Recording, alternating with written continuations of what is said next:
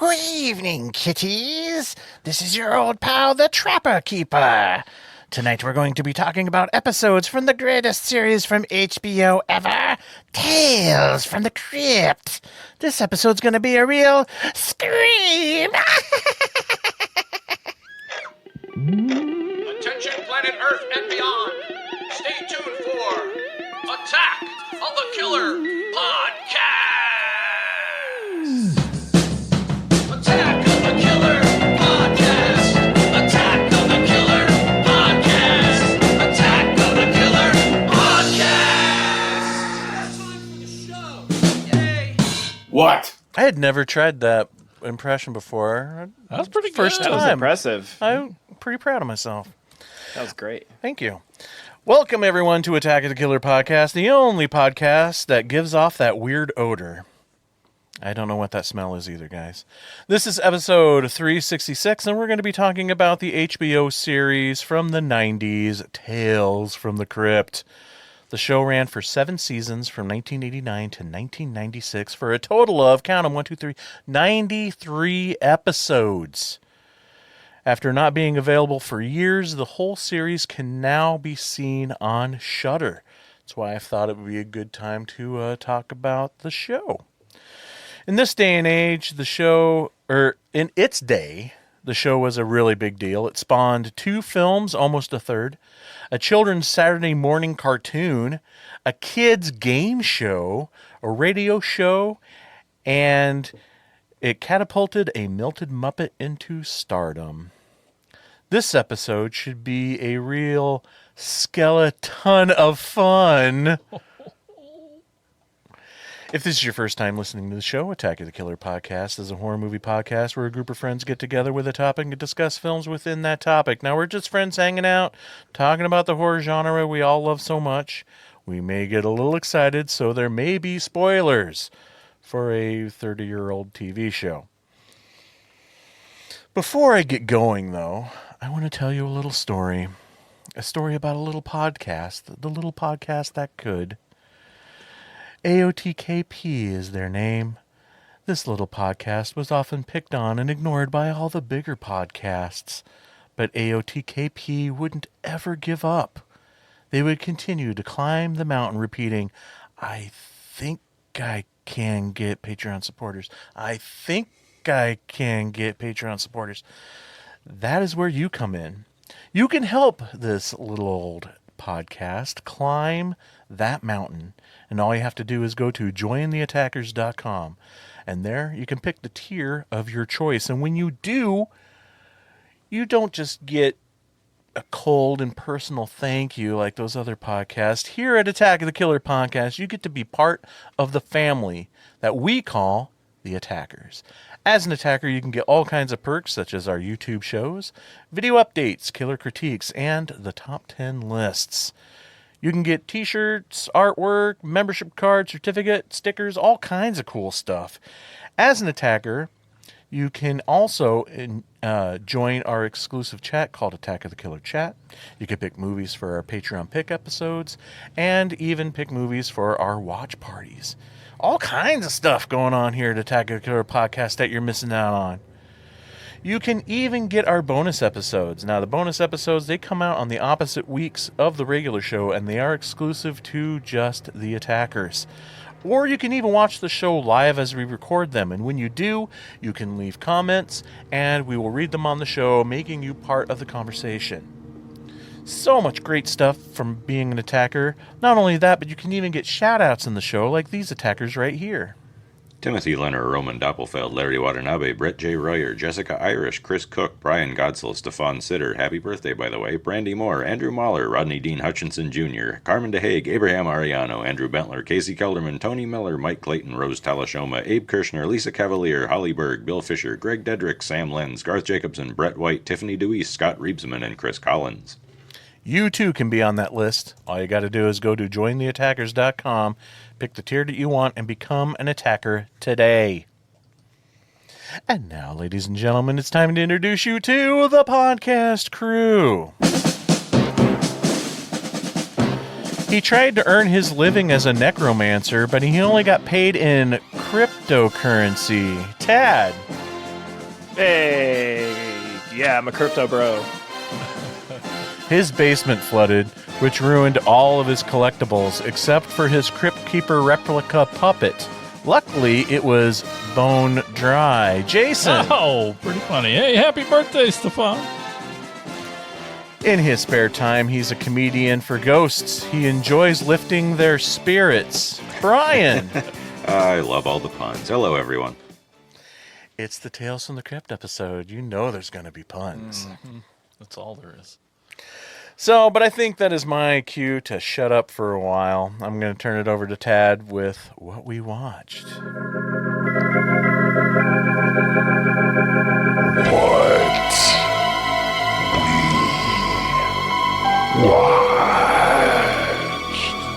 Well, I should have done it like Jason did and said happy birthday, Stefan, in the intro, but also want to say congratulations to attacker Abraham Ariano, who is now Dr. Ariano. He just graduated damn. on the weekend. Oh, cool. It was Well, doctorate. So, congratulations.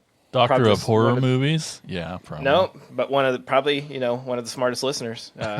So shout out to him. But yeah, as you guys know, I was on assignment on the last episode, so I got quite a bit, but I'm going to throw it to Jason. What have you watched? I watched quite a few things. Pretty excited about it. With your recommendations, we watched Thrash, the shark takes on a town movie. It was awesome. We loved it a lot. It was kind of great because the kids were just kind of sitting in the room and on his tablet, but like kept peeking over his tablet the whole time, and because it's compelling on what happens and it gets right to it. And I thought it was pretty well done. I enjoyed it. Tiffany was like, I loved it, but the sharks look so bad. And I'm like, what? They look great. Like, I don't know what happened there. But I thought, Who has better eyesight? thank you. Wait, what? Yeah, she's like way younger than me. So moving on. But yeah, the kid kind of watched a scary movie. He's 10. So like, Nice. I'm like, he didn't like freak out. So I know, it begins. really excited to watch Predator Badlands. I freaking loved it. I thought it was so good. Yeah, I don't know. I mean, I get why. I don't know. It was awesome. I wished I didn't wait that long to watch it. I think I'm it's kind of just surprised you did. I know.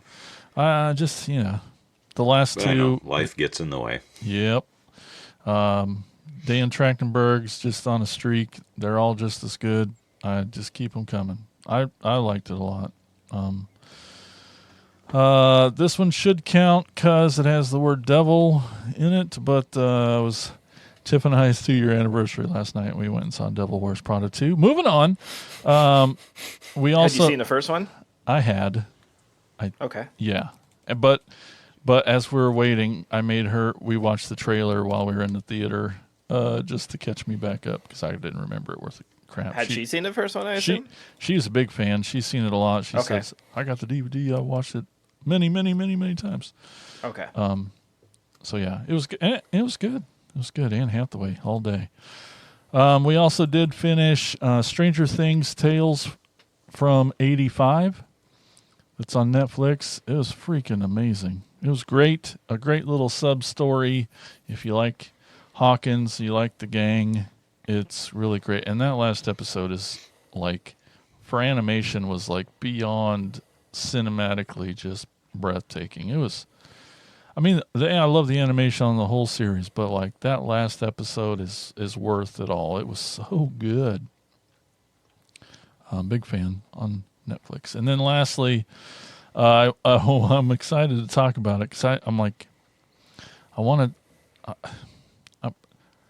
Brian to watch it, but I know he won't. Probably. Anyway, it's called, I believe it's on Peacock. It's just out now. It's called The AI Doc, or How I Became an Apocalyptimist. And it's one guy who's a filmmaker, married this girl who's a filmmaker, and he wanted to make a movie to try to figure out this AI business. And he is an artist too, so he has a lot of like cut-ins of his artwork and animation. Like the editing's really fantastic. And during it, they become to expect a child, And so that colors of And then like it turns into demon seed, and the AI fucks his wife, and the baby's a No. cyborg, right? well, no, but it's it's like bringing a like I'll be honest, you'll enjoy the first half because it's fucking Doomsday City.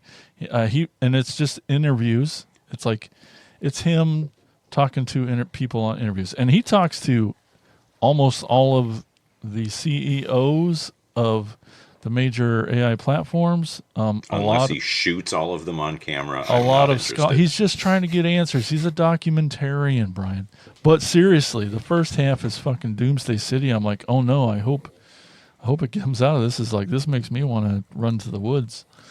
But it kind of comes out of it, and like ways to be hopeful. Not that, but clearly no one has any answers yet because it's literally in the middle of it.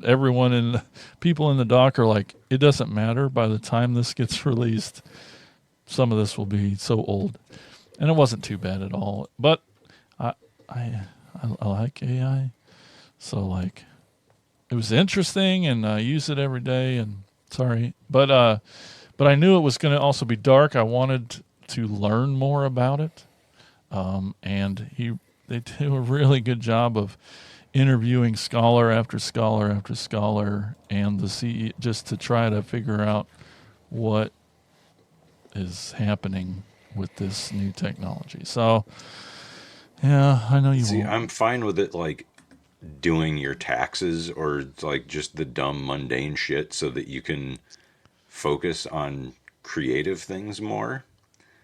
But if like, would you ever use generative AI to write a song? Well, it's not writing, but to make a song. No. Well, there you go.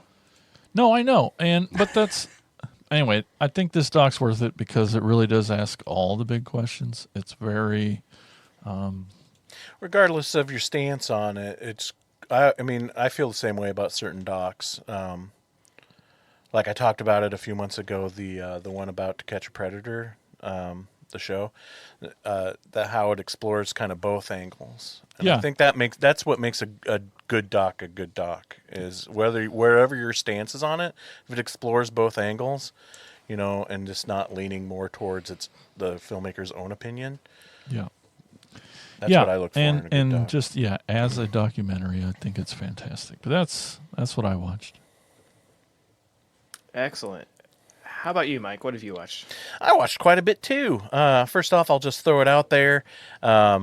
It's Wednesday, and I had to watch it before recording tonight, the final episode of The Boys. Shh, don't spoilers. I won't- watched it just right before we came down to record. I watched that. Oh, nice. Yeah, no spoiler. Have you watched any of the season yet, Jason? I'm almost. I got like the last two, Okay. so Cool. I'm almost there.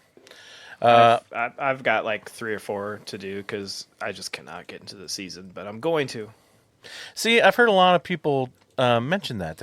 And I don't get it. I mean, I think the season's been great, and there's like things that they haven't done that I appreciate.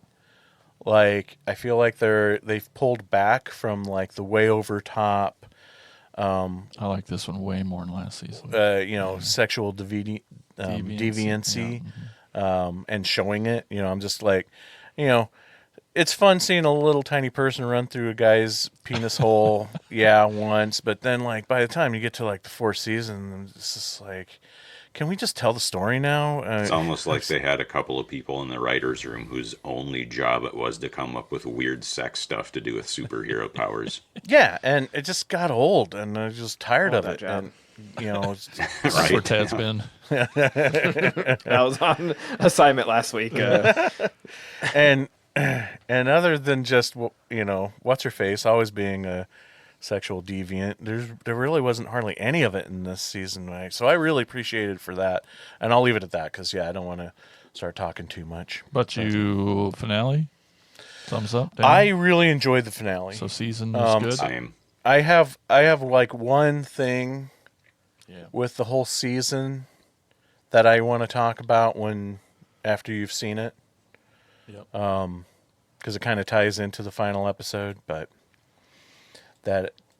anyway. But yeah, Cool. overall, I thought I'm happy with the ending. The whole season was great. A nice little ending to the whole thing, even though it's not the ending of the whole thing because now they're doing that prequel series. Okay, real quick, everybody's opinion on director Barry Livingston. Anybody? I have to Google. I don't really have a strong opinion on him, I guess. Well, that's the thing. Neither do I, and so I've been like trying to see more of his stuff. The Bay is like probably one of my favorite found footage-y type films ever. Rain Man, Good Morning And- Vietnam, Wag the Dog, Sleepers, Yeah. The Natural. Toys, Diner, Yeah. Sphere. A lot of stuff. And then so I've been just trying to see if he has a voice or a style, or is he just like a Hollywood company man, you know? Like a Ron Howard kind of thing. Like even Ron Howard openly admits he does not care for personal style. He just like does the assignment. And I'm not saying those movies aren't good because of that. It's just interesting to me as a person who latches on to directors because of their styles. It's interesting to me when it comes to an auteur who doesn't. But I just watched for the first time Man of the Year from 2006 with Robin Williams, Louis Black, Christopher Walken, Jeff Goldblum. And I liked it for the most part. I just feel like maybe the tone is a little mixed. It didn't go enough into the comedy, but then also didn't go dark enough into the political espionage. And I was pretty disappointed with the ending because I thought the ending was like way too safe. Everything is just, rainbows and puppy dogs at the end. But if you haven't seen the film, a comedian who hosts a new satire program decides to run for president, and a computerized voting machine malfunctions, which gets him elected president. Anybody else ever seen this one? Mm-mm. I know it's from a ways back. I have. I don't remember it super well. I would assume you have because it came from your collection. Okay, so continuing on with my Italian films, checking some stuff off of that. I watched Naked Girl in the Park from 1972. Trying to get some more giallos under my belt. This is directed by Alfonso Brescia. And it's okay. An investigator is assigned to investigate a man's family after he is found dead only hours after taking out $1 million insurance policy. Like I said, it's okay. It's kind of boring. The title does not fit the movie at all. There is a naked girl in the park, but it's like almost towards the end of the movie anyway. It feels way more like a traditional murder mystery film from the States rather than an Italian giallo film. There's no black gloves. There's no POVs of the killer or anything like that. So, definitely not going to make the top 10 of giallo films. I also watched this movie called Exorcism at 60,000 Feet from 2019. It's a horror comedy directed by this guy named Chad Farron, who made such films as Unspeakable. He's credited as the director of the Troma movie Tales from the Crapper, and also done Easter Bunny Kill Kill. On the last flight of a transatlantic passenger airliner, a priest, a rabbi, and the airline crew teamed together to save a plane from a pandemic of demon possessions. It's got a great cast. I mean, it's all stunt casting, but you got Bai Ling, Lance Hendrickson, Matthew Moy, Bill Moseley, Adrian Barbeau, Kelly Maroney. And it's honestly not too bad. It almost hits the mark.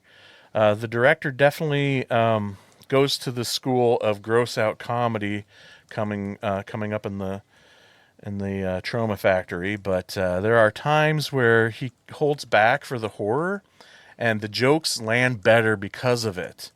The first 2 or 3 minutes of this film, I freaking loved it because it played everything so straight, and I didn't even realize it was a comedy till it got to the dumb joke moments at the end of the scene. And even that, they were more subtle and not like right in your face at the camera. And those are the moments that made me laugh out loud more than anything else. But then when we get to the plane, all that subtlety is lost with not a single performance played seriously and being extremely over the top, like you would expect in later trauma films. Also confusing actual jokes for just gross out moments, like playing hot potato with a bloody tampon that ends up in somebody's drink. Like, that's high level comedy right there. The movie thinks it's Airplane, and that is really apparent considering the score just rips off the Airplane score. I was just thinking Airplane the whole time because I just kept hearing the Airplane music. And yet it breaks the number one rule of that type of comedy like Airplane, where that makes the comedy actually work, where the characters have to play it 100% straight. And I don't know why, some of these filmmakers just can't figure that out. If you're going to make dumb shit comedies like that, it's actually funny when your characters play it straight.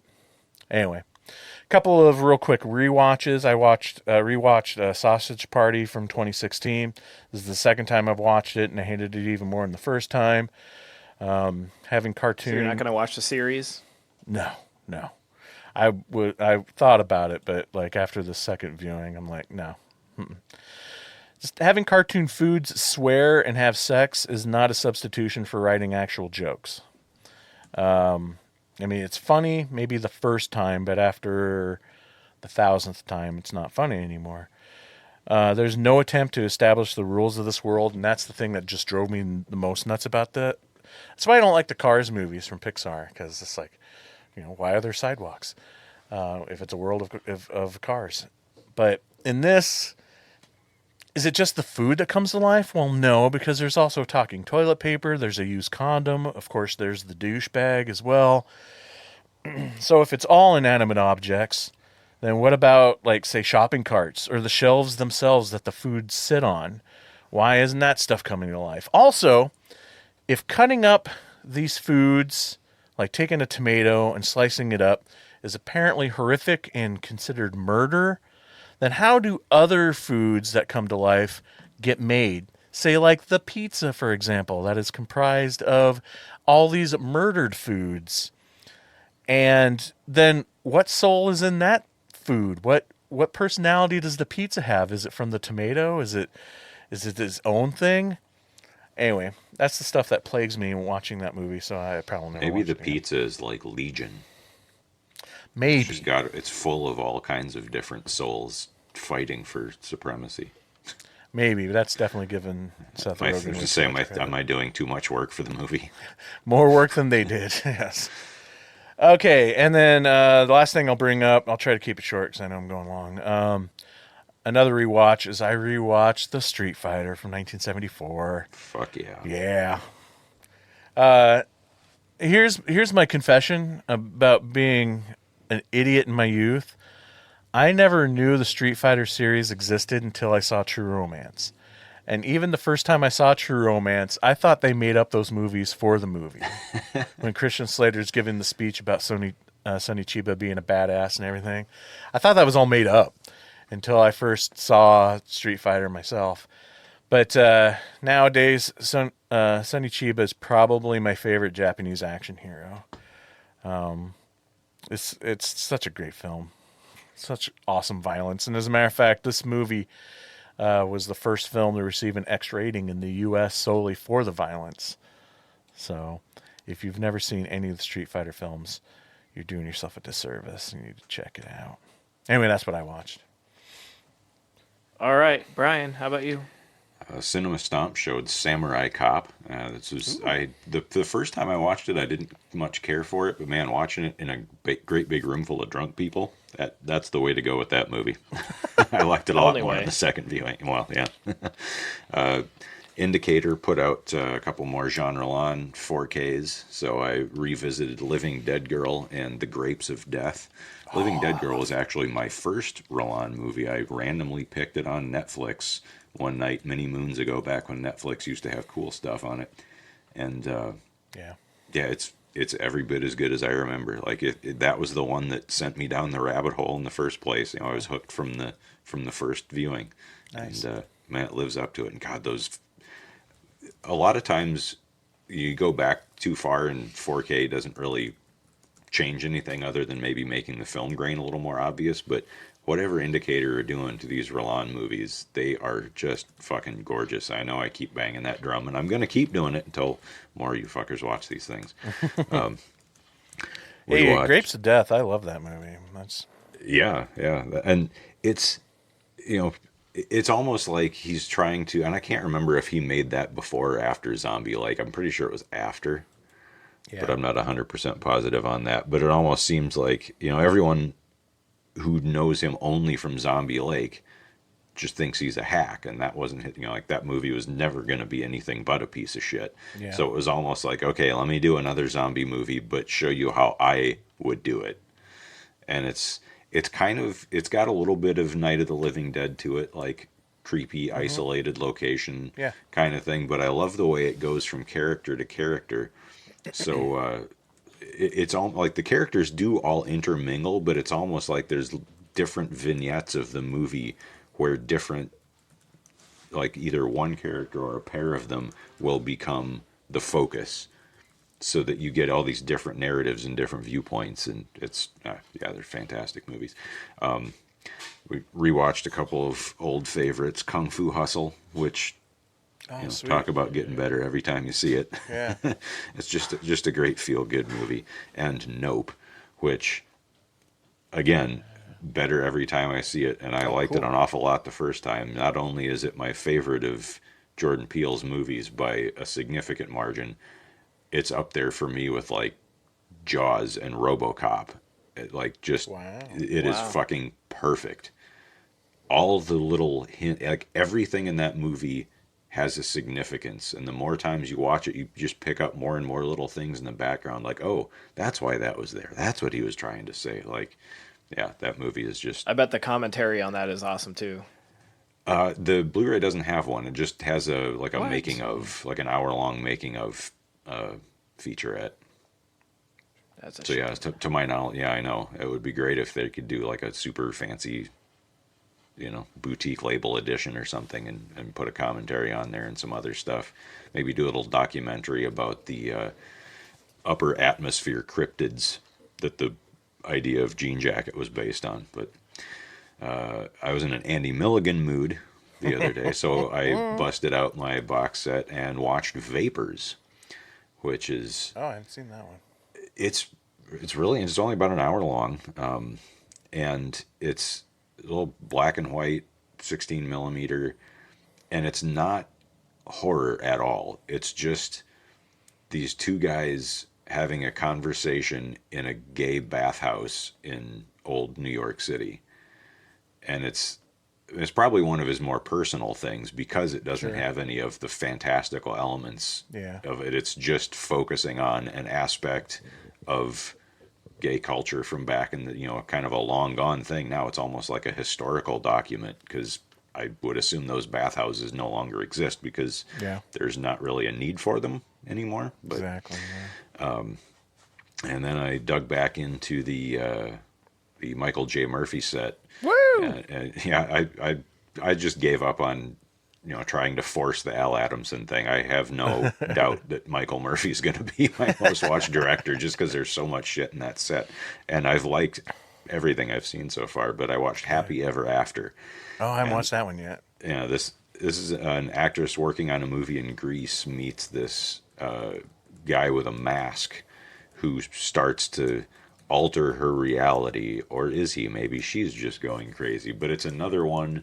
It was from '74, so it was another one of his early ones, and so it suffers from the same thing as Tristan and Isolde did, where there's not as many chunks of it missing, but there are significant enough chunks of the audio missing, where it's just like camcorder footage or whatever with stock music played over it, but it almost adds to it in a way, because it's about this woman who's kind of maybe or maybe not going crazy, that it just makes it even more trippy, because there's just big chunks of it where you can't hear anyone talking. But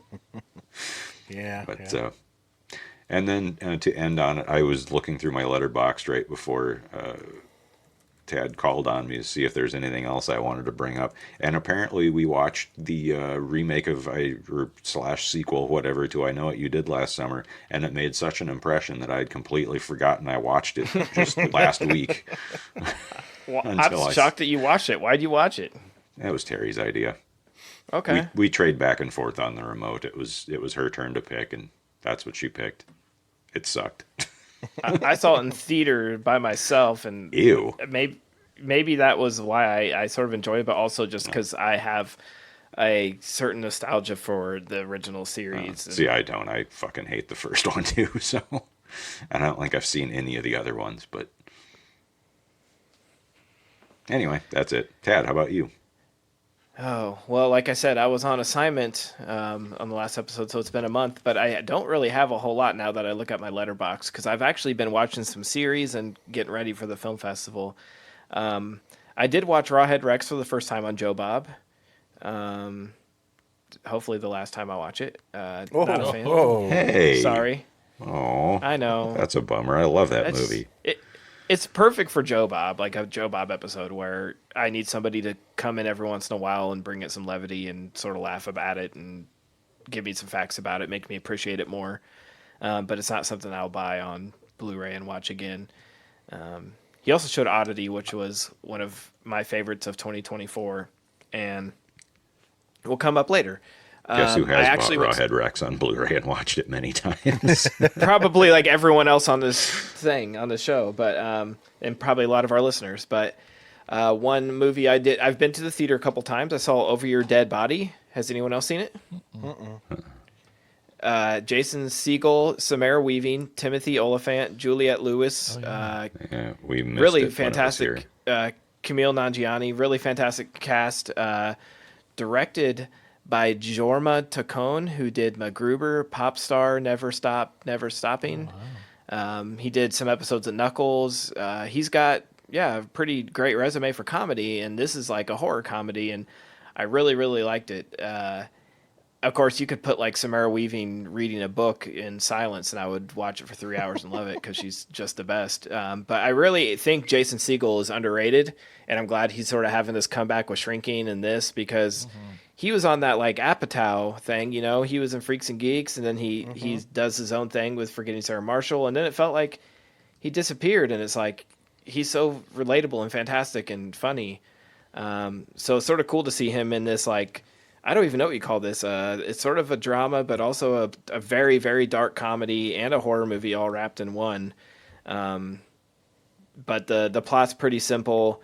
This couple, Jason Segel and Samara Weaving, go out on a trip out into the woods. He's a struggling writer. She comes from money. They are at that point in their relationship where they're constantly bickering, fighting. They get to the woods and they find out that they each had different plans for that weekend. That's all I'll say. It's very funny, very good. I highly recommend it. It's not something that I probably needed to see in theaters, but it was here for like a week and I felt like supporting it. And now like Samara's in a movie every week in theaters, which is great. So I'll take it. Highly recommend that one. I'm sure it'll hit streaming if it isn't already streaming by now. The next thing I saw was Apex on Netflix. Did anyone see this? Yes. Nope. You probably talked about it last episode that I haven't listened to yet. Sorry. Nope. No. Charlize Theron and Taron Egerton.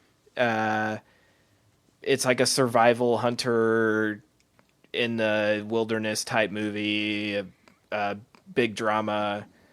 It's okay. You probably didn't mention it because you forgot about it, but I thought it was fine. This is the kind of thing that exists on Netflix for a reason. It probably wouldn't get people to a theater, but yeah, I'll never watch it again. But Taron could be pretty scary, and Charlize isn't bad to look at, so that's fine. Yeah, I mean, she's a believable ass kicker, too. Like, she's great in action stuff. It was just kind of, like you said, it was just okay. Like, it needed to go a lot Pretty harder. predictable. Yeah. It felt like it wanted to be like an Ozploitation movie, but it wasn't. Right, that's what I was thinking. Like, if it had gone, like, full Wolf Creek, That's what I was That like would've been when I great. watched the trailer. That's why I watched it, because I was like, he's that kind of actor that could go there. You know what I mean? Like, I felt like if he pushed it a little further, like in the scenes where he's really psycho, it's like he's fantastic. But more of that. I want him to keep going. So worth a watch on Netflix, but yeah, not fantastic. I watched Dolly on Shudder. Yeah. I watched. I don't know. It wasn't for me. Maybe I wasn't in the right headspace. Shot on like 16 millimeter, and it's a slasher with a person in a dog costume. Did anyone else watch it? Not yet. Nope. It's on the Yeah. list. I was waiting for you to do it. Yeah, I didn't love it. But one I did love. I'm gonna hype it up. I was visiting when I was on assignment. I was in near Chicago. I'm trying to remember what suburb, but anyways. We went to like the biggest. Berwyn. I went to the biggest. Okay, fine. What? Berwyn? No, I thought Mike would laugh at that Burbs. because it's a Sven Gulli joke. Oh, yeah. Sorry. Over there. Naperville, Illinois is where I was, and went to the biggest Cinemark theater I've ever been to, in afternoon on a Friday, which was great because it was us and a bunch of retired old men. And we went and saw Hokum because it didn't come to our theater. And it was great because we had to choose our seats, and our friend Adam was like, let's go back here in the back row. And I don't think he had been there either, because when we stepped in the theater, like the back row was like a mile away.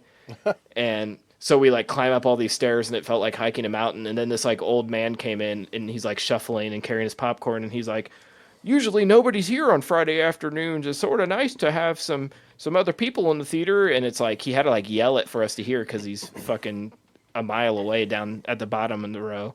But anyways, Hokum is badass. It's from the same director of Oddity, has Adam Scott. It's a folk horror movie.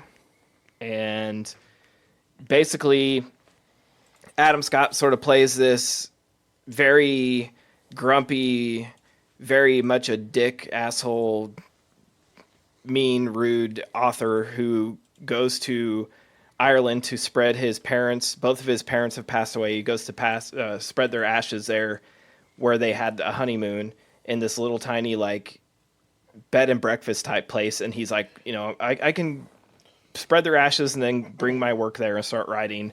But he gets there and finds out that this hotel that he's staying at has a lot of secrets to it, and he sticks his nose where he shouldn't, and things get very dark very quick. And I love it because it's like it's really dark. It's again folk horror, so like a sort of a throwback. It's very atmospheric. It has just great writing, like a great story to it, which sometimes I want good production value, and this has everything. It has all that too, but like this genuinely like creeped me out and made Nikki jump several times, but not with jump scares, just like the tension of it was really, really well done. So I highly recommend Hokum. I imagine it's going to hit streaming soon too. Directed by Damian McCarthy, like I said, who also did Oddity. He's just killing it.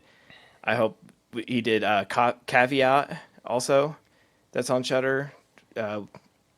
He's on like a roll of these like creepy movies, and this is one that they finally gave him some good money, and he got a good cast.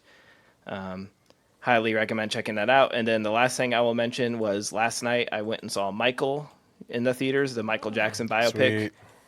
Sweet. It's exactly what I thought it would be. It was, I believe, directed by Antoine Fuqua, I think. Let me check here. Yeah, and he's a music video director, so it's like a 2.5 hour music video, and it's basically them going, remember when Michael did that? Remember when he did Thriller? Remember when he did? And it's like, the whole time I'm just sort of going, okay. Like, the nostalgia, I mean, when he's doing stuff, there's cool little winks. Like, he's sitting in his room, and he's like, before he made it big, he's like little Michael, and he's trying, not little Michael, but like, after Off the Wall, and he's like coming up with ideas for Thriller, and he's watching the original the House of Wax and The Fly, and he sees like Vincent Price. They never touch on that, but he sees it, and if you know what I mean? Like, Yeah. And there's this cool little scene where they're making Thriller, and they only show John Landis like in silhouette, And, he never says John Landis. He says, like, can you get John to, like, show my feet? Fred Astaire, he said, in a dance, you got to show the feet and all this stuff. And it was fine. His nephew, Jafar, played him. And it's very eerie how much he looks like him and how he gets everything down. And, of course, it's just like Bohemian Rhapsody, where they skip over all the dark, really dark stuff, the stuff you sort of want them to go into. They touch on little things, like hint at So did he. that one coming. But like his drug abuse and that kind of thing.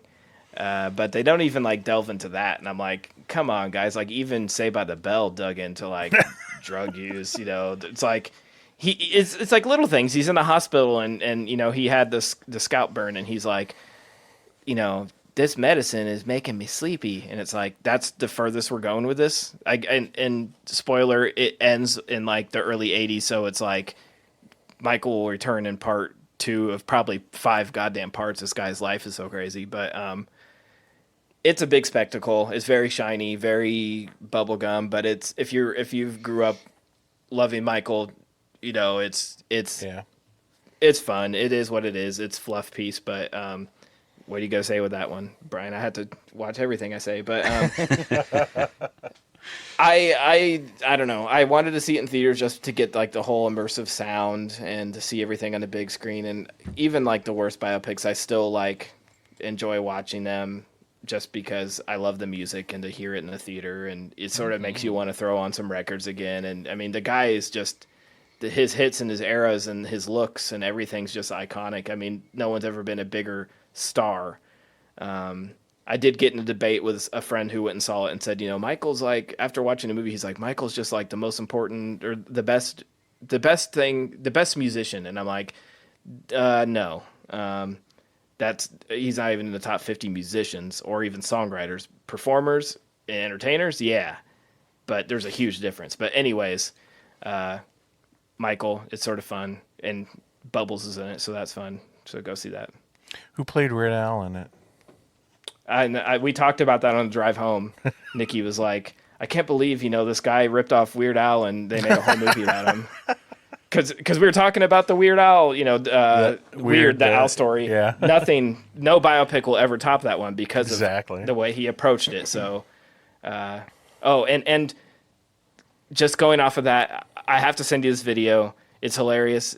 There's this guy driving and he's talking to his daughter and he's like, now tell me again what you found. He's like, me and my friends found this thing on Spotify. It's called Weird AI and someone's using AI and making parodies of famous songs. Oh no.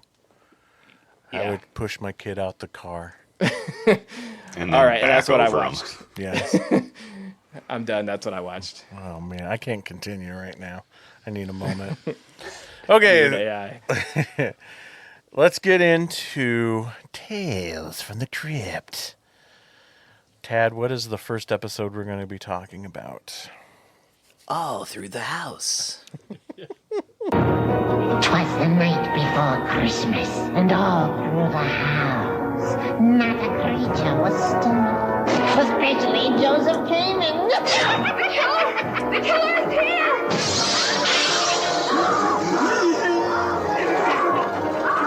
It's a hearty cup of fear, and another deadly, delicious tale from the crypt. Warning, strong content. Parental discretion advised. All right, so All Through the House is an adaptation that had actually been done in the movie as well, but this is written by Fred Decker, directed by Robert Zemeckis. This show is just loaded with these kind of things where it's like, holy shit. Also our cast, you have Mary Ellen Trainor, Larry Drake as the creepy Santa. Is it Ray Fine? Is that who's the husband that gets offed? The No, it's not him. husband. Hold on, I have it in my notes somewhere. Marshall Bell? Yeah, Marshall Bell. Yep. Okay. But it's a classic Tales from the Crypt Christmas episode, which it hits on every mark for me. Elizabeth, who is annoyed with her husband, plots to murder him. She kills him to get his insurance money and run away with her secret lover. just so happens to be on the same night that a mental patient escapes, kills someone, and gets the Santa suit from that person, and is out in the neighborhood killing people. It's just so like funny circumstances and coincidences happening, all the bad things, and this is one of my favorite episodes of all time. I watch it every Christmas. It's in my rotation of the Twilight Zone episode, Nice. and this, and I prefer the TV version to the movie version myself. To me, this is like they just nailed. Robert Zemeckis nailed the feeling of the Tales from the Crypt comic in this Oh, one. 100%. Yeah, the comic definitely has a lot more humor than the movie from '72. Yeah.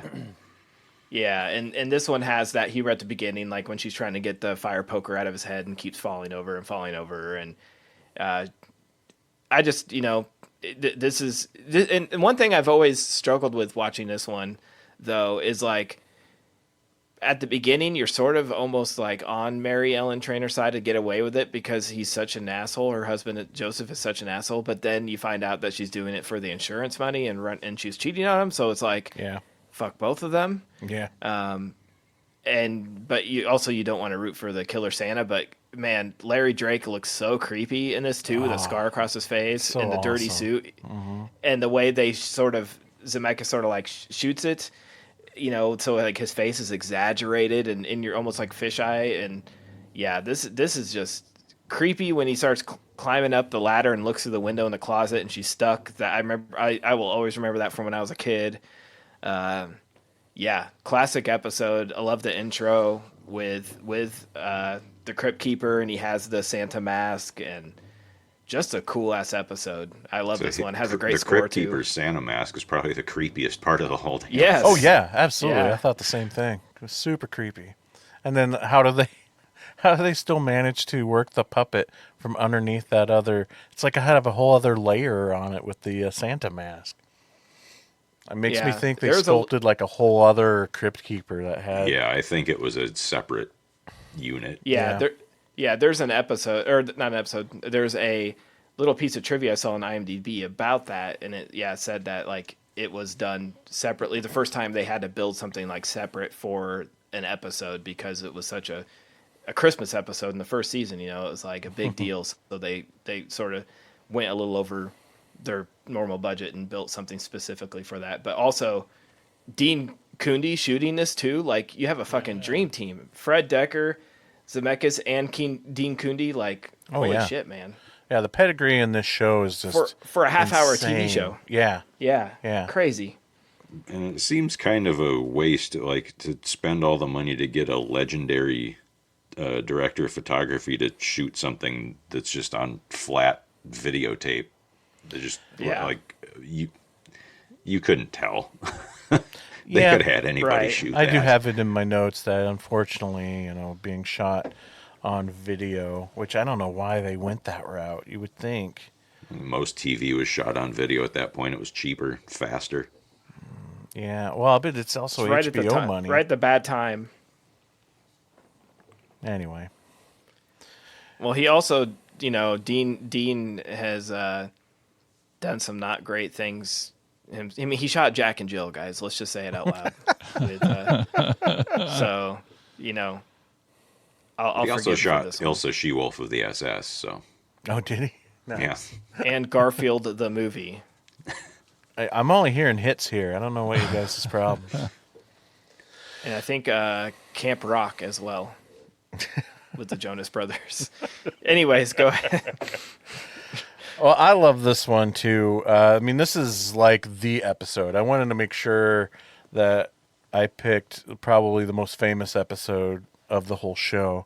And interesting that it's the second episode of the first season, so right out of the gate. And also, it's just the story itself is pretty historic, dating all the way back to the original source material, which wasn't an issue of Tales from the Crypt. It was actually another EC comic called Vault of Horror, issue number 35 from February of 1954. And I love all three versions of this. The original comic, I like the original Tales from the Crypt movie that also does this story. And then, of course, this one being my favorite adaptation over the movie as well. Although with this show's extremely short running time, like the chaos energy of telling the story in all of these, honestly, watching them again so many years later just feels like we're missing important information in these stories. So I feel there's like not really time to build up any tension. Really, it just is yeah, like go, exactly, go, go. exactly. So that big frozen in place screaming that she does at the very end almost doesn't feel genuine because she hasn't lived in the terror of this long enough for it to be as impactful. If that makes sense. So I give the 72 movie props for probably telling the story better, but this version is the comic book off of the page, even more so. Like you mentioned Larry Drake's look. He looks like they pulled him out of one of those EC comic books. It's like such almost Alfred E. Newman face distorted look to him, and it's like creepy, and his performance is awesome. That man was born to play like crazed killers and psychotic doctors named Dr. Giggles and so on. But yeah, love it. Great episode. Now, this is the only one of the show tonight that I've seen. I actually haven't seen that many episodes of Tales from the Crypt. I didn't have HBO growing up, and then even when we did end up getting satellite when I was a teenager, we didn't have the deluxe package with HBO, and by that time the show had been long over anyway. Yeah. So it used to rerun every once in a while on like Sci-Fi Channel, I think. Oh, So yeah, I'd catch one here and there, and it actually used to run in syndication on one of the networks. I want to say CBS, because I remember as a kid finding that out, and a couple of nights like waiting for my parents to fall asleep and then sneaking downstairs and turning the TV on at like midnight and catching an episode. But again, I've maybe seen 10 or 15 episodes out of the whole show up until tonight. So yeah, I've seen this episode, and I've seen the movie from '72, obviously. But yeah, this one's a lot of fun. Although it's still not my favorite of the night, but we'll get to that. But Our Fox affiliate showed it at I think at midnight in syndication. Yeah, that You know, sounds it's right. completely That sounds edited. familiar. Edited to hell and didn't show a lot of the good stuff, and it was really short, but they showed 2 or 4 episodes every Saturday or something. It was right when I got my own TV in the bedroom, and I could only get a few channels. We didn't have cable, but I could get it through the bunny ears, and oh my god, there was nothing better than that. That or going over to my friend Lee's house and watching Monster Vision, but it was oh my, Tales from the Crypt, this is the shit. I would stay up, force myself to stay up. and back then we didn't know it was edited. Right. Yeah. Not that there's really anything to edit out of this one anyway, other than maybe a little bit of blood when she brains him with the fire poker. But Well, otherwise, damn, it's even a pretty that, I'm tame episode. yeah, the head bleeds so much, and she kills him immediately with a fire poker, and there's barely any blood. Yeah. I noticed that because I was like, the head bleeds like hell, man. You hit it on a cupboard, and that shit won't stop. The thing you were talking about earlier, how creepy it was when seeing him climb up the ladder to her daughter's window. She's trapped in the closet, and it is a good, well done scene. It's tense. It's you're on the edge of your seat, and yet the whole time, all I could think was, who the fuck has a window in their closet? Exactly. Okay, so hear me out. I'm sitting right here at my desk. 5 feet to my left is a closet that looks a lot like theirs, and it has a window that looks right up. And when I watch that episode, I think of that. And it doesn't have a door. It might have had a door at some point. It doesn't, Closets though. don't have windows. But this one, all of the closets in our house do. That's so weird. Yep. You bougie motherfucker. I love Tales from the Crypt. I watched it when it was on. I was a freshman in high school. I watched them when they came on. I've seen them all. I love them. But I feel like as you guys do a lot, you watch this with rose-colored glasses, and I thought that some of the parts did not add up. You have all this talent, and I don't think it was that good. Sorry. It was a instant mashed potato factory nearby, and the snow looks terrible. There's like shots of her running through the house, and she still has flakes of the snow in her Yep. hair. Like, we all know how snow works. That shit would melt instantly. But it's like through the whole thing, I'm just staring at this one flake in Yep. her hair the whole time.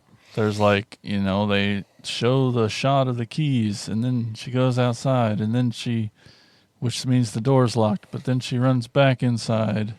And Yeah, it's kind of not what was locked. the point of the whole keys thing? Because, yeah, she just went right back in. And then she comes in and screams her fucking ass off. Nothing from the kid. The kid would have so been awake.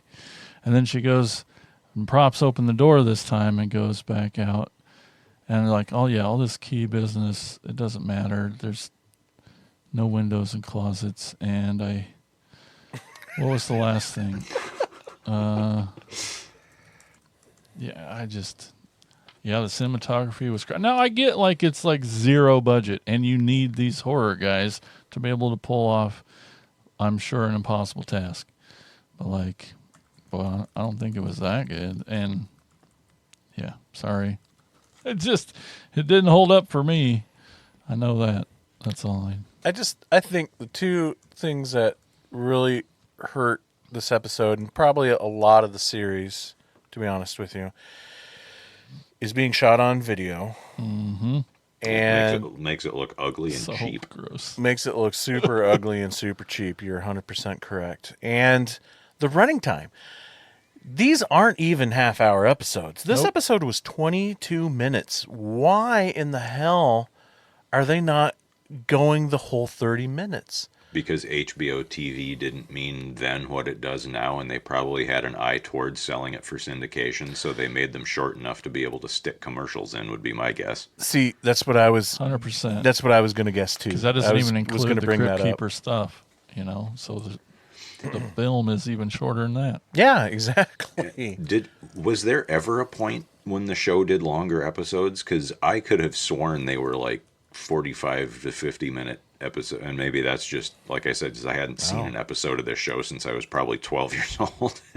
So maybe it just seemed longer then. I don't know about that long, but I know when we get to our final one, which is from the third season, it was almost at the half an hour mark. 29 minutes. Yeah, Yeah. it was close. So they added a couple more minutes over the years, I guess. But it always fit into the half hour slot then. It never expanded to an hour. Yeah, I don't know. I need to go back and maybe watch some of the very later seasons. I Fear couldn't Net tell you. stuff, Yeah. and- But yeah, so I think there's good stuff in there, but I know what you're saying though, Jason. There's stuff that really, really hurts it. And in all of these that we're going to talk about, the biggest thing for me is that running time, because it just really feels like it makes the writing look bad because we're just jumping from thing to thing. And I'll definitely got some great examples of that when we get to the next episode. Do you have any trivia for this one, Tad? I do. The production actually utilizes a recycled animatronic head from the 1987 film Harry and the Hendersons for its initial close-up of the crazed Santa Claus. Special effects house Creature Shop modified the mechanical components to fit the performer Larry Drake. This specific episode marks the first collaboration between Zemeckis and composer Alan Silvestri within a television anthology format. Oh yeah, what did you guys think The of the exterior score shots. of this episode? I forgot to even mention Alan. I mean, he's another Yeah. accomplished guy, but I don't know. It felt sort of like another thing where it's almost wasted for a 20-minute TV show. It's not Kinda like he's felt going to like it, compose yeah. And TV Full music, incidental TV music, doesn't usually sing that much. It's generally down to the theme tune, which this show has a phenomenal one. I mean, it's basically just yeah. scary The Simpsons, but Yep, because it's done by Elfman. yeah. The exterior shots of the house utilize a residential structure located in the Universal Studios Hollywood backlot. Cinematographer Dean Cundey employs wide-angle lenses and low-angle tracking shots to exaggerate the interior spatial dimensions. The wardrobe department sourced a Santa Claus costume from a local theatrical supply store before distressing the fabric to achieve a weathered appearance. And director Robert Zemeckis and lead performer Mary Ellen Trainor maintained a legal marriage between 1980 and 2000. This production represents one of several collaborations between the two, including Romancing the Stone, Back to the Future. The studio filmed the episode at, again, Universal Studio Lots during the initial production cycle for the series in 1989. That's what I have. Maintained a legal marriage I is know. the most clinical way I have ever heard that described. Yeah, I'm it makes curious. it sound like they did it out of some kind of like arrangement of convenience because it gained them something. Right. Well, that's what I'm confused by why it had listed that on IMDb. I'm like, did it mean that like they were only like sometimes people stay married but they're not Did it like, for the together. taxes or something. Yeah, I don't know. I mean, they might have been married in 1980 and stayed married for so long, and then they split, but they never got divorced. I don't know, or just some weirdo on IMDb just is using AI to write this trivia. God, I hate you. All right. Moving on. Brian, what's our next episode? Next up is Season 2, Episode 10, The Ventriloquist's Dummy. Don Rickles, an HBO original on Tales from the Crypt, an HBO original series. Well, first and foremost, I was very, very, very proud to have Dick Donner and Joel Silver call me personally. I was appearing in Las Vegas and asked me to do this particular show. And I had no idea what it was, of course, but when I heard those two names, I said, oh, this is a great opportunity for me because I do love acting. And it's great when you're with the top of the line, so to speak, in Donner and Joel Silver. And so I read the script, and I found it to be most challenging, completely a lot different than the Don Rickles the public knows. And I love the opportunity to play against my character on the stage. And this particular Tales of the Crypt, this particular episode is such that it gives me that chance. Don Rickles, another reason why HBO original series are simply the best. Next from the crypt, a puppet with a real lust for life. This dummy doesn't need strings, he needs a leash. I think you better go now, before Morty tries to hurt you. Morty can't hurt me. He's made of cloth and wood. He has no mind, no soul. And no head. That's right. Morty's like me. He's real. He's flesh and blood.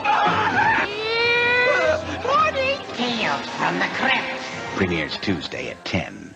Billy Goldman is an amateur ventriloquist who is trying to track down his hero and inspiration, Mr. Ingalls, and his pal Morty, to give him some pointers and maybe help him start up his career as the next great ventriloquist. But he learns that Mr. Ingalls' act was so good because Morty was actually writing most of the material. Wow. Now, like you were saying, Mike, the short run time does kind of screw with the pacing a little bit. Yeah. But because I'd never seen this before, and this was from a Tales from the Crypt comic, specifically issue number 28 from 1952, I had never read the comic version of it. And so, like all ventriloquist things in horror movies, I assumed it was going to pull a devil doll. Sure. And just find out that, maybe they were like a vaudeville duo and one of them died and he brought him back as the doll or whatever. So when the reveal happens, I was not expecting that at all. So just on the pure shock value of that creepy fucking thing stuck on the end of his hand, this one is tops for me for the night. How about you guys?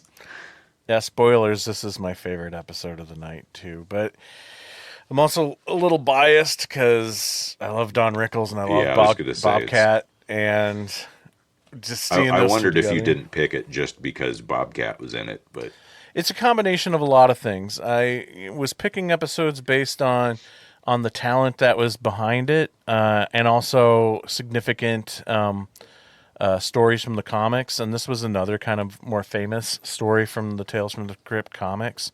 But yeah, you got Richard Donner directing. Frank Darabont wrote the script for it. And then the fact Don Rickles and Bobcat Goldthwait. So I'm like, yeah, obviously it's going to be this one. So I also feel like it's probably the best performed out of all 3 episodes. And I also feel like it's probably better made out of all 3 episodes too. I mean, there's definitely a lot of wacky comic book style in it. What's that? I had that feeling too, that it seemed like the most. I mean, the effects were, well, there aren't a whole lot of effects in the other 2, but like the Morty puppet creature was good, and yeah, like you said, the best performed. I mean, Don Rickles is a fucking legend for a reason. Oh yeah, like he's gonna give a great performance, and Bobcat. You know, everyone thinks of Bobcat as the just crazy voice guy, but like he's a damn good actor when he's just and a damn good director being now. normal. Yeah, too. He needs to direct more movies. Yeah, so it's definitely one of the most insane episodes. It's weird, it's shocking, but it's also extremely funny. Well, spoilers, but I kind of feel like maybe Brian may have already gave it away a little bit. But from the sound of that trailer, that intro thing, sounds like they give it away in the intro too. But I consider this like it's Basket Case meets a wisecracking Chucky. Yeah. But yeah, I thought Basket Case too. But also, again, the running time hurts it. The pacing is just so fast in all 3 of these episodes, but it just feels like there's not enough time to tell the story properly. Like, how does Bobcat instantly know that it was Don Rickles who killed the prostitute? There's no information that would lead him to that conclusion, other than the fact that the beginning of the story, the resort burns down, and but it's never stated anywhere that it was arson, and it was the fact that it was arson by use of gasoline, or that even Don Rickles was a suspect. So you get that scene where he comes running up on the dead body of the girl in the car. He smells gasoline and instantly starts running off to Don Rickles. And it's like, where is this coming from? It's just so... Again, it's unfortunate because we're talking Frank Darabont here. It feels like it's horrible writing, but I feel like he probably wrote a better script. And when it came time to film, they're just ripping pages out that connect. We don't have time those pieces for all this connective tissue. We'll just Yep. We got to get to the Morty puppet. Of course, I mean that's true of. I don't think I've ever read an issue of Tales from the Crypt, but I do have like the mini Ghosts of Dr. Graves, and I've got a lot of other type of horror comics, and it's not like the stories in the comics are any better. If anything, they're even worse because they're all only about 4 pages long to fit in all the ads for X-ray specs and life-size Frankenstein things to hang on your door and whatever. Well, it depends on which ones you're getting too. I mean, EC Comics was like the leader in that stuff because they had like the top artists, the top writers at the time, and so I mean those were probably a little bit better written, but also good or bad, you can fill a lot of information in 4 pages of comics through a lot of text, which can also hurt it. But yeah, no, I know what you're saying though. Yeah, thinking of, you mentioned the intro thing with the little Rickles interview. Because he was just doing like publicity, so he couldn't really be himself. He was just supposed to be like, hey, tell us about your experience on the show. And he was supposed to be nice. Did it sound like he was in physical pain from having to be polite? He might have been.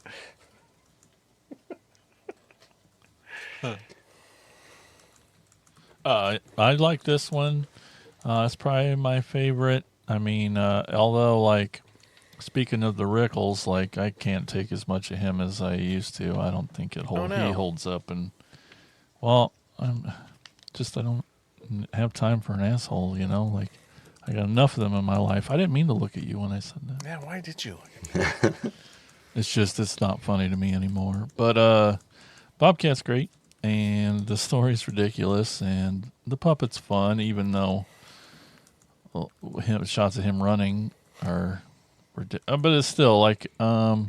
Could you imagine though? They had to know it was going to be. Could you imagine shooting that? I guarantee they had to shoot it with no sound because everybody was just laughing their asses off. Yeah, it gets pretty choppy there. Story wise, it gets super choppy. Like why this and why that, but yeah. Well, and then like I this one's all right, and then. But what you haven't told people yet is that you dreamt since you were a young man of also being a ventriloquist dummy, and so it was easy for me to think of you as Bobcat in this movie. So it was more fun for me, I guess. I even had that ponytail in the 90s I know, too, didn't I know this Yeah. with the starting the bald at the time. Anyway, yeah, moving on. Tad, what'd you think of this one? It's another classic to me. Again, like revisiting these. I have them all on DVD. I revisited them years and years ago, but years and years after my initial watching, when I had sort of gone beyond the like kid watching in the bedroom on a crappy little TV to like seeing all the names in the credits and realizing the pedigree of this. Richard Donner directing a Frank Darabont script with Bobcat Goldthwait and Don Rickles.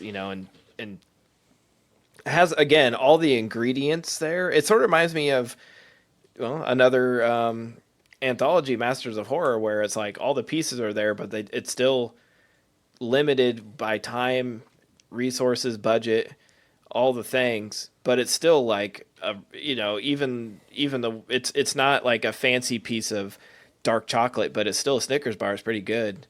And this is such a fun episode, but it has a seriousness to it, like a darkness where it's, kills a goddamn prostitute. But it feels like every anthology, Goosebumps and everything, has to have a ventriloquist dummy episode, even though I've never seen a ventriloquist perform in real life anywhere ever.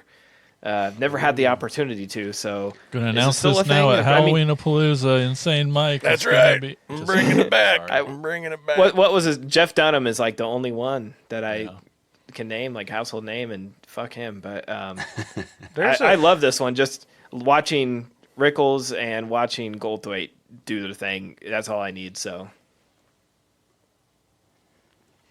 Michael's going to name his top 5 favorite. I was going to say I can name a few. Okay, but we'll move on. Any trivia for this one? A little bit. Richard Donner, the episode's director, has a cameo as the guy talking to the lady at the bar when Don Rickles has a drink, and the lady he is talking to is Mindy Rickles, Don's daughter. And then I put these in the trivia because this is just going to continue pissing Brian off. That's not why I put it in here, but I am so confused, okay? So there's 2 pieces of trivia that are right next to each other, and there's only like 4 for this episode. And so I'm going to read both of them, and I want your input. Okay, so the first one says, the name of the ventriloquist, Mr. Ingalls, is a reference to legendary horror artist Graham Ingalls. Ingalls is best known for his work of The Old Witch from the Haunt of Fear, the sister title of Tales from the Crypt, published by EC. After horror comics were vilified and ceased to be published in the mid-50s, he relocated to Florida and had become a recluse. Then the next piece of trivia says, the name of the ventriloquist act seen on the autographed picture given to young Billy Goldman is Morty and Ingalls. It seems obvious that this is an inside tip of the hat to the comedian Marty Ingalls. So there's 2 pieces of trivia Laura Ingalls Wilder, so that are contradicting each other. I don't know which one's true. But I mean, I didn't mention any of them in from the first episode or the first one we talked about, All Through the House. There's all kinds of like little Easter eggs with the names of the police and people read on the radio. I know Jason hates that stuff, so I stayed away from it. But little. But it's different when it's an obscure ass horror comic book people from the 50s because it doesn't seem as cute. It actually feels more clever because of very few people are actually going to catch that. Well, apparently too clever because people think it's 2 different things. So I guess we'll never know because Don Rickles is dead. Since anybody can upload that crap to IMDb, it's probably just people assuming. You'd have to Well, ask what do you Richard guys think? Donner or Frank Darabont, Yeah. I guess. I was gonna say, is there? Bring Frank Darabont to Halloween-a-Palooza, and we'll ask him. Got it. Sounds good. It's done. You heard it here first. That's what I have for trivia. Sweet. All right, Jason, what's our next episode? Our next and last episode of tonight is from season 3. It's called Dead Weight. There wasn't a trailer for the Dead Weight episode, so here's a trailer audio for the 3rd season. Deep in the earth, a new season stirs. Heaven knows it's about slime. If you're blue and you don't know where your last breath is gonna go, don't have a fit. Try Tales from the Crypt. Yes, with my tales it never fails. You'll find you dine upon your nails while terror grips lovely tales from the Crypt. Don't forget to bring the digitalis. For every Wednesday evening, your best pal is a real heartbreaker. Come with me and we'll attend the massacre. Your mind will bend while your sides split. Try Tales from the Crypt. No need to be so glum. The beast is yet to come. Don't let it grip. Try Tales from the Crypt. The new season premieres Saturday, June 15th on HBO. In season 3, episode 6 of Tales from the Crypt, it's called Dead Weight. Drifter and thief Red Buckley arrive at a remote island plantation hunting a legendary black pearl owned by wealthy plantation owner Duval. Hoping to steal the treasure, Red gets pulled into a web of greed, betrayal, seduction, and ominous voodoo warnings, only to discover that everyone around him may have their own dark agenda. The episode stars James Remar from The Warriors, 48 Hours, Dexter as Red. John Rhys Davies is from Raiders of the Lost Ark and Lord of the Rings as Duval. And Slider. Vanity from The Last Dragon as Catherine or Katrine, or how many different ways they said it. And alas, Whoopi Goldberg in a memorable guest role as the mysterious Pellegrini, while also appearing in the Crypt Keeper's wraparound segment. That was a neat little thing.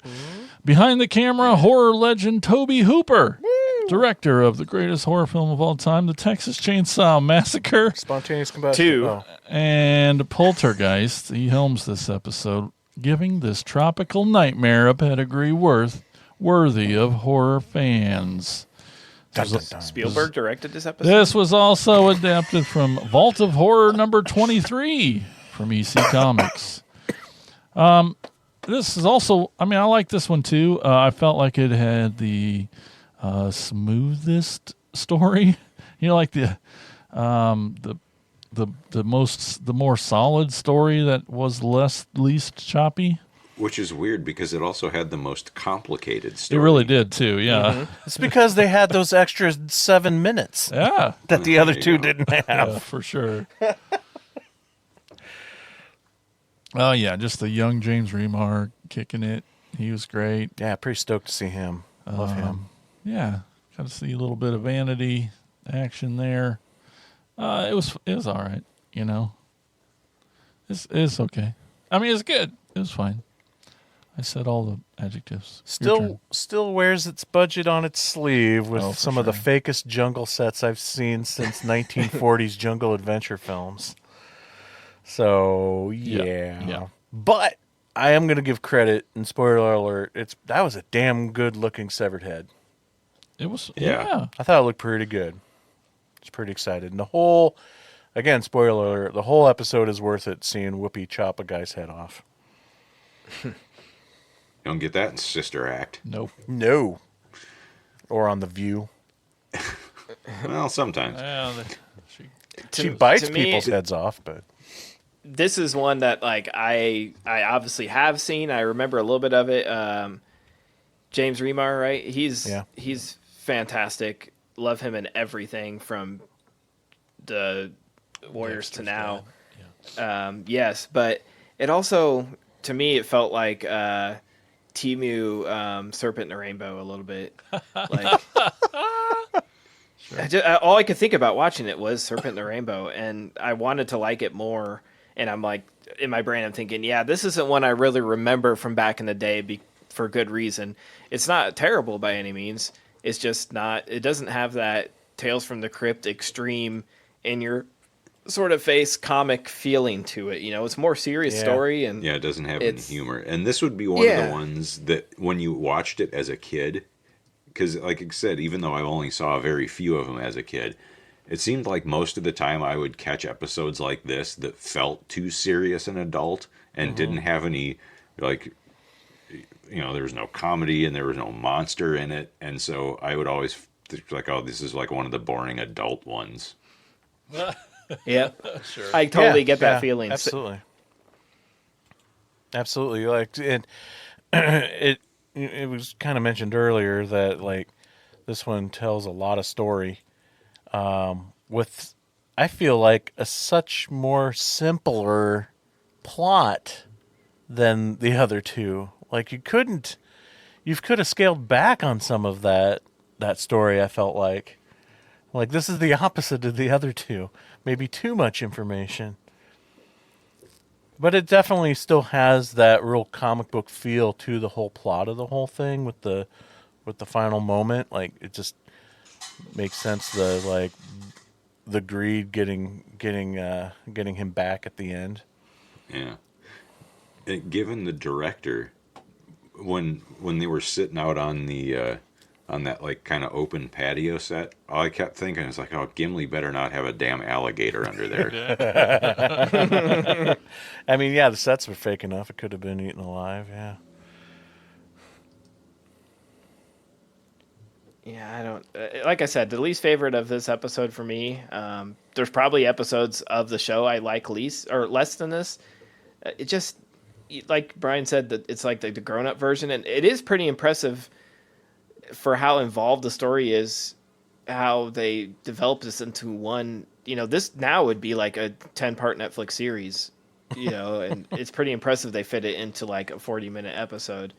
Well, and like the information that you don't really need all that much, like, you know, the gunfire and there's rebels in the hills. Like, usually that would be a whole episode of the miniseries if this was a Netflix thing now. I mean, it ties in a little bit toward the end, but yeah, like it just seemed like either cut that out or give it room to breathe and expand on it some more. For sure. All right. What? No, it's just like the maybe best episode had the least amount of stuff to talk about. It's like, oh, it was fine. Just not as much fun as the other two. Oh, yeah, no. It was, like Ted says, the grown-up episode. Yeah. And I just never was a Whoopi fan. Like, I don't know. And that the end with her singing with the Crypt Keeper felt like she was like at the end of a podcast episode when you're like, so what do you got to plug? And because she made a reference to The Color Purple, and it was sort of like dates it pretty bad. But I feel like but for me, it feels like this is from the better era of Whoopi. Because the thing I liked about Whoopi back in the day, because I even remember her early days of her stand-up, is that a lot of the projects she did was because she was fans of the content. I mean, I remember interviews with her when she did Star Trek: The Next Generation, and she did the show because she was a Trekkie. And I feel like maybe that's part of this too, that she did Tales from the Crypt, and she's like the one star that has as part of the wraparound with the Crypt Keeper, because probably she's a fan of this too. I'm probably speculating and giving Whoopi more credit than she felt deserves. Like it was in her contract. She had to get a little more maybe screen time, but I kind of got Space Ghost vibes from it. Yeah. They paid for 2 days with her, and they ended the other stuff early, so they threw her in the wraparound. Got it. Any trivia for this one? It was tough. There's some foreshadowing via Whoopi Goldberg's character's name. Pellegrini is the second person singular in ousted form of imperative of the verb peligrar, which translates into Spanish as "be in danger." I wondered. Yeah. And then there's something about the title "Dead Weight," and I'm like, I'm not even gonna read it. I hate the trivia that's like, you know what, dead weight means this, and this is why, and it's like we get the analogy. So no, I'll just say no trivia. Sorry. Well, and then it's even spelled W-A-I-T. Yeah. Like you're putting your cleverness out there. Forget it. Yeah. All right, cool then. Let's rank these mofos. Jason. Oh, yeah. We got Ventriloquist Dummy, then Dead Weight, and All Through the House. Oh, interesting. Okay, Brian? Flip the last two. Ventriloquist, then All Through the House, then Dead Weight. Tad. All Through the House, Dummy, Dead Weight.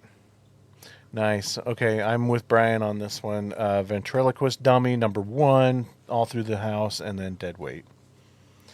Now, but the important question, the kill of the show.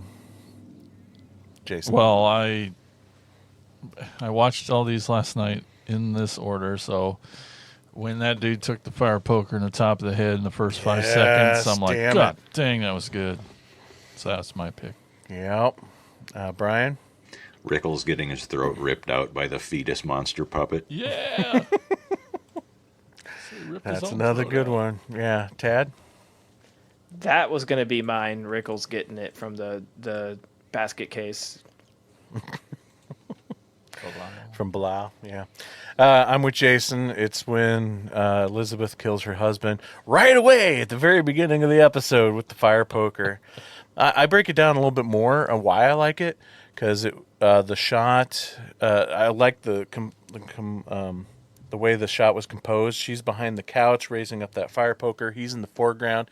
He leans in, and then when he comes back up, it's the dummy prop that she can actually whack with the fire poker. And I love that like little switcheroo magician's trick of special effects.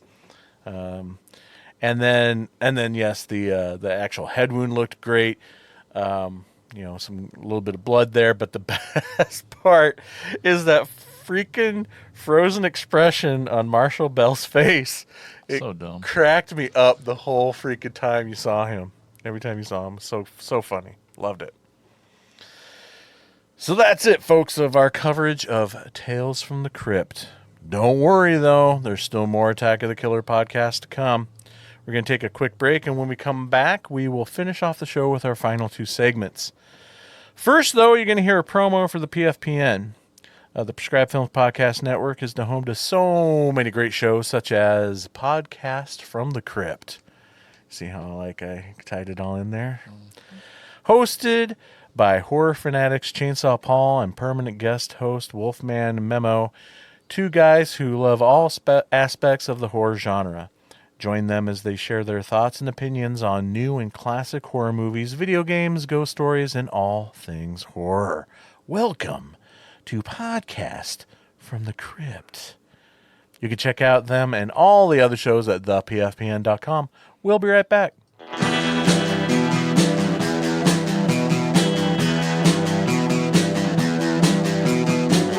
You're listening to the Prescribed Films Podcast Network, home to hundreds of hours of free podcast entertainment. The shows on this network all have a common goal: providing you with the best discussions about movies and other forms of entertainment media. The PFPN hopes to fill your earholes with audio joy. Visit our website with links to all the other amazing shows at www.thepfpn.com. Thanks for listening. Welcome back to the show. Forgot it was still me. And now let's hear from you guys, the listeners. Here's Jason with shout-outs. It's time for shout-outs! Shout-outs! Shout-outs! Shout-outs! Shout-outs! All right, we asked, what are your favorite episodes of Tales from the Crypt? And I don't think anybody likes Tales from the Crypt. Just kidding. Oh, also, before we start, did you guys allude to in our chat that this hasn't been on streaming? Like it's pretty new to streaming? Never. It never has been, and now it's on Shudder / AMC. I mean, Plus. it was part of my at the beginning. Oh. That it's on Shudder now. It's a big deal, and the rights, I guess, have been a real big issue because Shyamalan was supposed to be rebooting it, and it got to the point where they even filmed a trailer and everything, and then somehow the rights got tied back up, and he never got to make it. It's got to be a challenge when there's like multiple different rights, because you've got like the comics, you got the show, so who all do you have to pay? All these now Shudder big just names. fired Joe Bob so they could afford it. But yeah, even on Max, HBO Max, the show has never been on HBO's be. own streaming service that made these shows. Did they lose the rights to their own show somehow? It could be. It's pretty weird, like how these streaming rights work out, because they're, Netflix was like the first streaming thing, and they bought a ton of rights for many years because NBC never assumed they would have what's a streaming service? Netflix is doing that. Why would we do it? And then so they didn't have The Office when Peacock launched, and then it was like, so many shows go to different because of these deals they signed forever ago, thinking streaming wasn't the future, and now it is, and it's weird. But I have no idea how Shudder pulled this off, so props to them. All right, so over in our Facebook group edition, we got Josh Ramos says, favorite would be Ventriloquist Dummy. Woo! Others I really like are The Man Who Was Death, What's Cookin', Revenge is the Nuts, Undertaking Parlor, and Strung Along. Everyone knows which ones those are, right? We'll probably have to do a part 2 and 3 on this. So we'll see. And then I don't remember from titles. Yeah, I know. Then over on the Facebook main page, Attacker Tim Lennerer says, I liked that one where there's a really ironic comeuppance to a total bastard. Us too, Tim. Us too. Every episode. Yep. And no voicemail. So if you want to leave a voicemail or comments, you should do that wherever we post them on all the social media. So leave comments. But if you want to leave a voicemail, you can do that. You can just call us at 415-952-6857. Nobody answers. It goes straight to voicemail. You just leave it. You don't have to talk to anybody. That's also 415-95-AOTKP. Leave us a voicemail. We'll play it on the show, and that is shout-outs. Well, I figured Mike was going to come with some extra puns, and I'm not even going to try to do a Crypt Keeper voice. So instead, I was worried you guys may have gotten this out of your heads since the last episode. So, Hare Krishna, Hare Krishna, Krishna Krishna, Hare Hare. Anyway, here's Mike with Insane's Picks.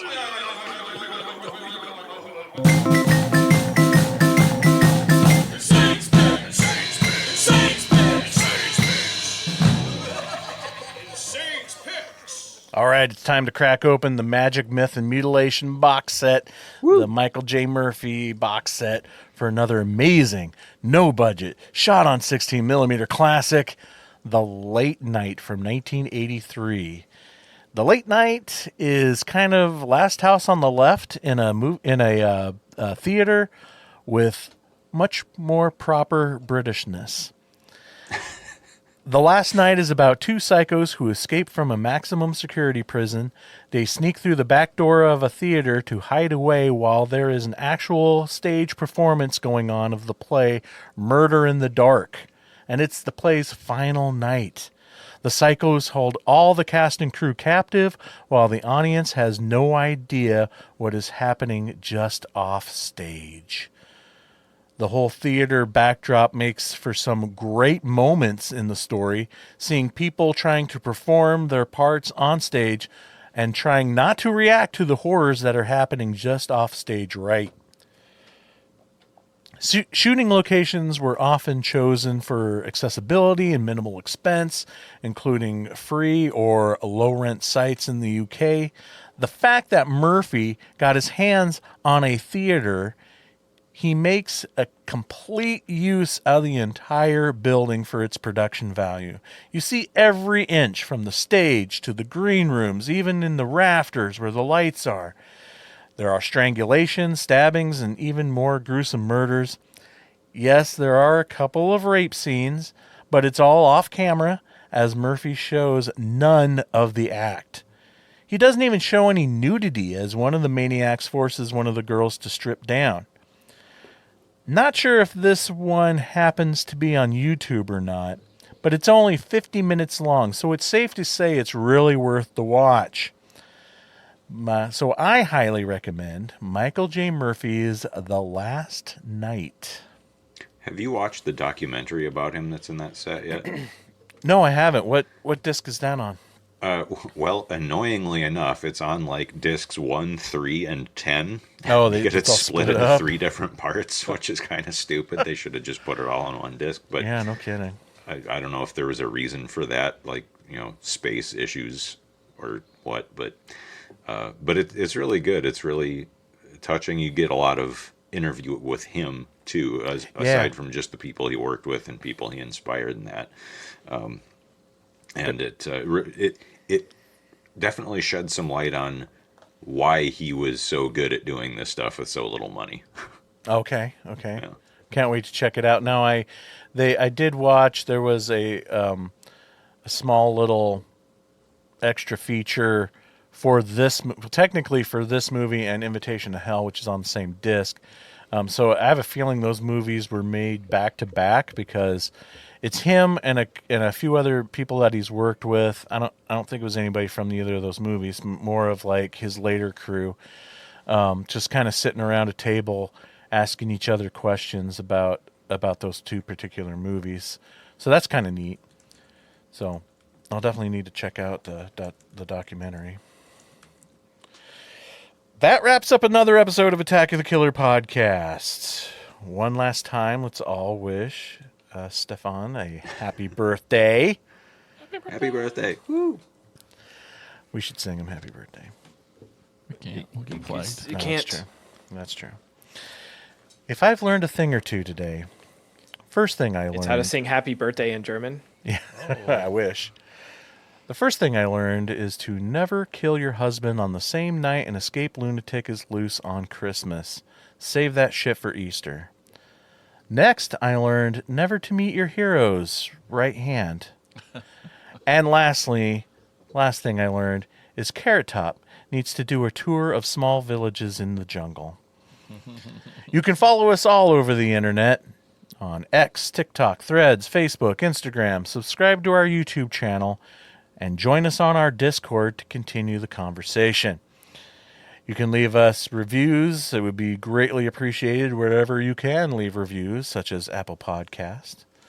Thank you all so much for listening, and we will talk to you next time on Attack of the Killer Podcast. Oh no, could this be the end of? Attack of the Killer Podcast.